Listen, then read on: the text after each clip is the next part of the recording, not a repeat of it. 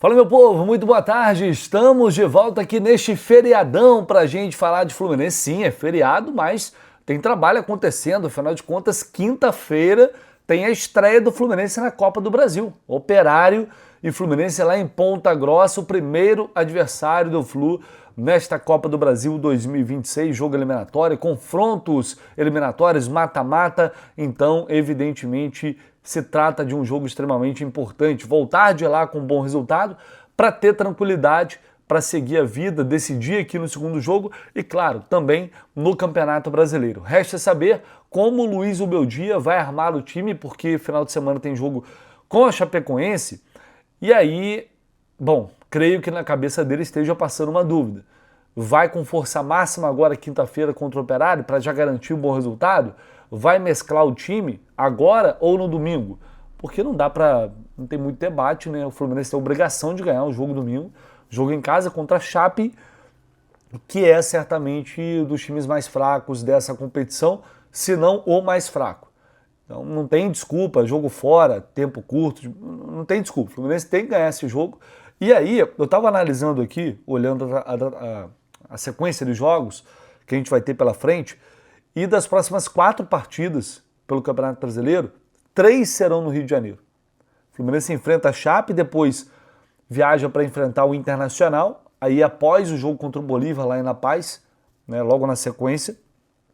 Aí realmente, né, é uma sequência mais problemática, porque você vai jogar na altitude e depois no Beira-Rio. Aí não tem jeito.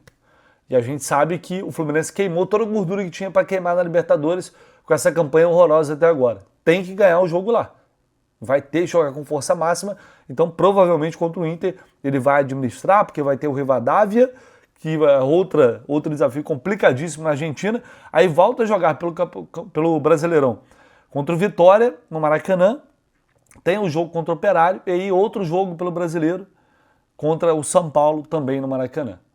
Então vai ser uma grande oportunidade de garantir esses pontos, e cumprindo ali com o seu dever de casa, já dá para dizer que o Fluminense vai continuar brigando no topo. E aí a gente vai se aproximando já da reta final do primeiro turno.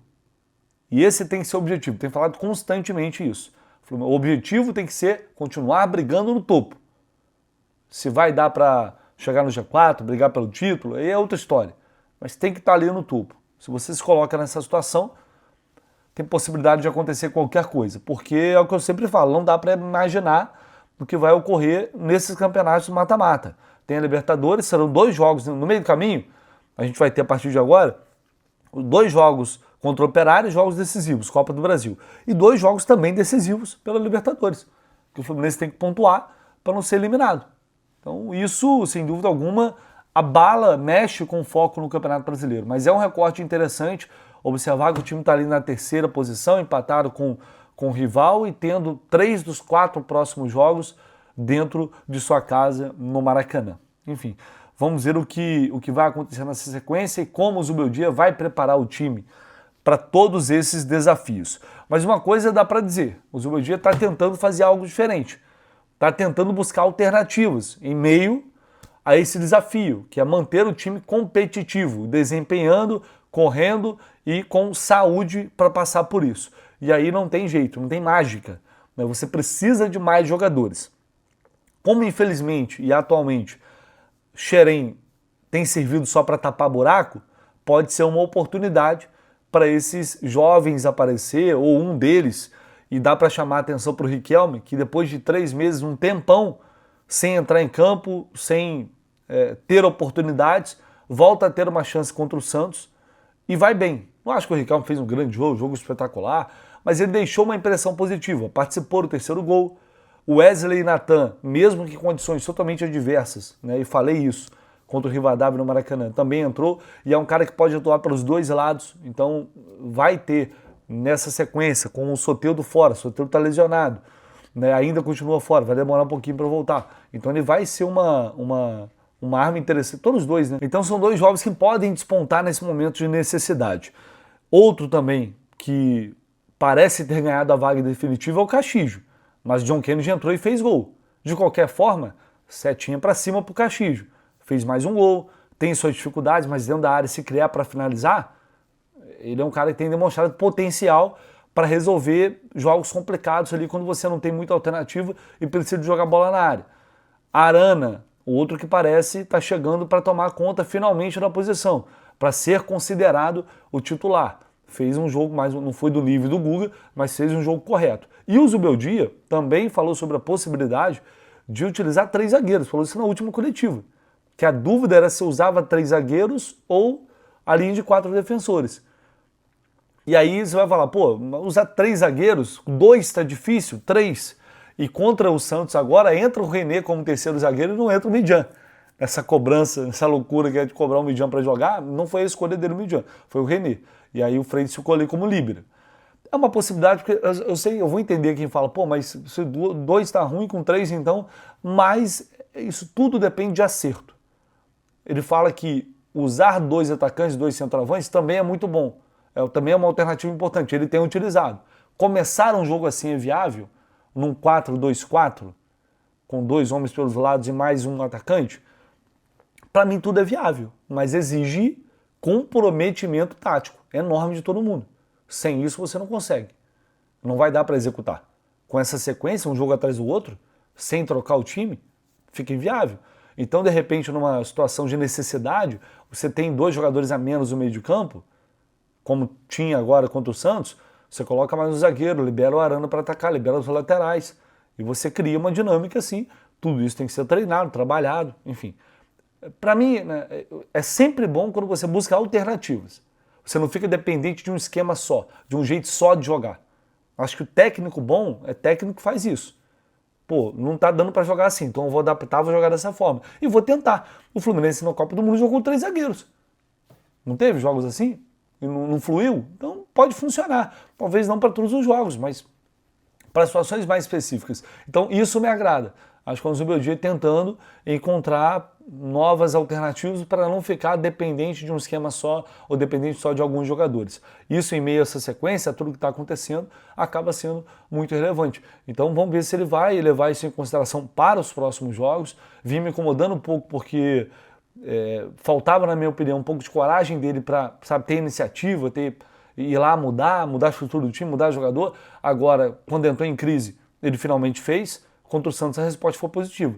Aí você pode falar, pô, mas aí se tivesse perdido, ninguém ia estar falando isso. Sim, gente, o resultado ele condiciona. Você não pode analisar só pelo resultado, mas o resultado ele condiciona o que deu certo, o que não está dando certo. Se o time vem numa sequência tomando porrada e perde mais um, vai ter crítica.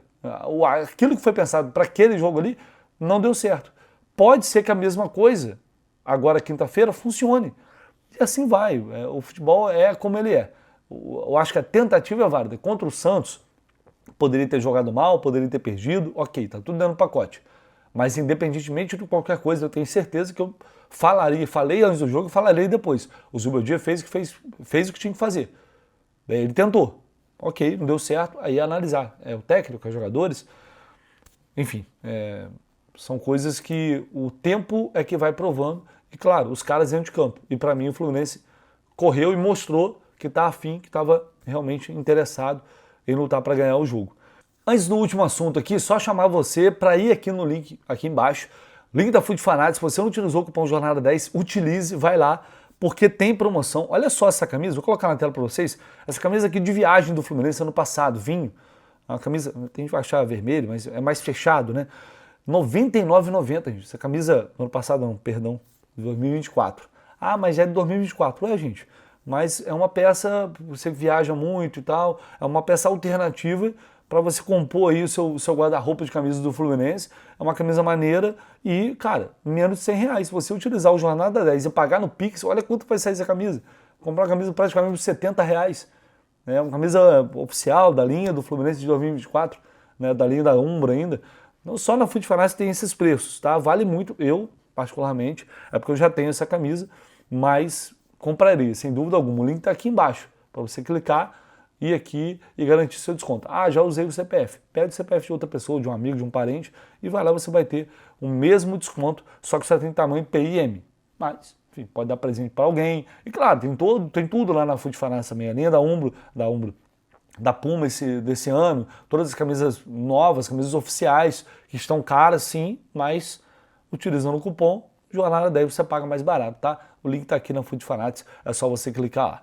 E pra gente fechar aqui, esse tema vai ser muito mais forte durante a pausa para a Copa do Mundo, janela de transferências, sabemos disso. Porém, já dá para olhar para frente e imaginar. O Fluminense vai precisar vender, vai ter que vender, não tem muito o que fazer. Tá? A partir disso, 2 jogadores da mesa que fazem a mesma função estão na mira. Um porque vai ter proposta, o Bernal, já falei isso. O Bernal é dado como certo que vai ser negociado. Já foi feita proposta do Betis, proposta recusada, vai chegar uma outra e o Fluminense vai aceitar. A não ser que assim, mude radicalmente de ideia por um pedido do treinador e tal. Se o Bernal sair, o Otávio para mim tem que sair. Aí se vai emprestado, se vai dar para alguém lá, doar para alguém, não sei. Mas não tem mais clima. Ele precisa sair para ele, para o bem dele e para o bem do clube também. Então são 2 jogadores da mesma função. A gente vai ter, ao que indica, uma janela, não sei se de investimento alto, daqui a pouco sai o balanço, reta final do mês aí, até final de abril, tem que sair o balanço. A gente vai ter uma noção real do que vai ser o Fluminense em termos de investimento até o final do ano, de projeção. Mas contratar vai ter que contratar. Se perde 2 jogadores para essa função, vai ter que contratar mais 2. Porque é uma função que o tempo todo você está precisando de atleta, rotatividade grande, lesão, suspensão, muitos jogos. Mas são 2 jogadores que hoje, eu sei que tem muita gente pedindo a saída do Otávio, mas é lembrar que mas porque tem um Bernal, mas o Bernal vai sair. E mesmo se o Bernal ficasse saindo do Otávio, tem que trazer mais um jogador, já que a base é do Fluminense, enfim, é isso que a gente está vendo aí. Quem você olha, quem vai entrar, quem pode entrar? Não tem, hoje não tem. Então, não tem muita saída. O Otávio deixando o clube, acho que é uma vontade de todo mundo hoje, mas tem que levar em consideração que o Bernal também deve receber essa outra proposta do Betis e vai acabar acertando sua saída também no meio da temporada. A tendência, pelo menos, é essa.